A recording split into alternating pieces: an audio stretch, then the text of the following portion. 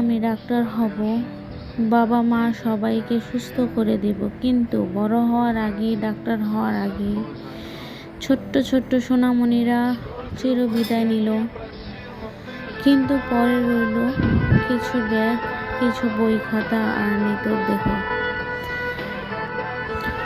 হ্যাঁ বন্ধুরা, উত্তরায় মাইলস্টোন স্কুল অ্যান্ড কলেজের বিমান বিধ্বস্ত হওয়ায় চিরবিদায়, চিরনিদ্রায় পাড়ি জমালেন হাজারো মায়ের সন্তান, হাজারো ভবিষ্যতের ফুলগুলো।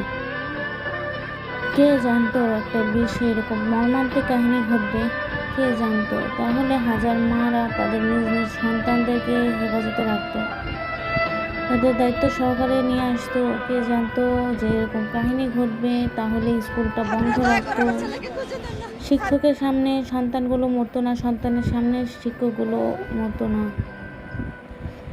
এখানে অনেক মারা হাহাকার করছে, তাদের সন্তানকে খুঁজে পাওয়া যাচ্ছে না। অনেক মারা কান্নাকাটি করছে তাদের সন্তানদের আহত দেখে। অনেক মারা কান্নাকাটি করছে তাদের সন্তানের নিথর দেহটা দেখে।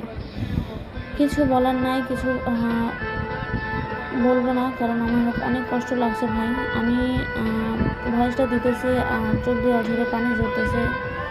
আমি খালি এটাই জাস্ট ভাবতেছি, এখানে যদি আমার দুটো সন্তান থাকতো, আজকে আমার এক একটা দিন যাইতো এক একটা বছরের মতো। কিছু বলার নেই। মাইলস্টোন স্কুলের দুর্ঘটনার পর বেঁচে যাওয়া এক ছাত্র হয়তো বন্ধুকে ফিরিয়ে এসে আনতে গিয়েছিল। ফায়ার সার্ভিস অফিসার বাধা দিয়ে বলল, আর কোনো লাভ নেই, তোমার বন্ধু আর বেঁচে নেই। কিন্তু সে ছাত্রটি বাধা মানল না। সে নিজেই এই ক্লাসরুমে গিয়ে আনলো নিথর দেহ দেখে। ফায়ার সার্ভিস বলল, আমি বলেছিলাম না এর কোনো মূল্য নেই। সে বন্ধুটি বলে উঠল,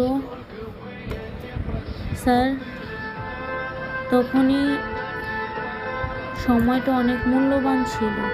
আমার বন্ধুকে সর্বপ্রথম খুঁজে পাচ্ছিলাম না।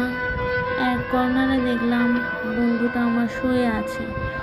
আমার দিকে তাকিয়ে মুচকে একটা হেসে বলল, ওইটাই তার শেষ হাসি ছিল। শেষ হাসি হেসে শেষ কথাটাই বলল, আমি জানতাম বন্ধু তুই আসবি।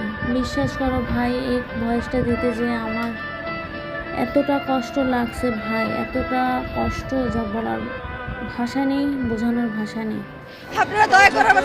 তো একজন মাইলস্টোনের দুর্ঘটনা আমাদের জন্য অনেক কষ্ট করে, আমাদের জন্য অনেক শ্রম দেয়, আমাদেরকে মানুষ করার জন্য। মায়ের পর শিক্ষিকা এবং শিক্ষক, তাদেরকে অনেক অনেক সালাম, অনেক অনেক শ্রদ্ধা। তাদের জন্য আমরা ভবিষ্যৎটাকে দেখতে পারি। তারা আমাদেরকে, আমাদের ছোট্ট সন্তানদেরকে বাঁচাতে গিয়ে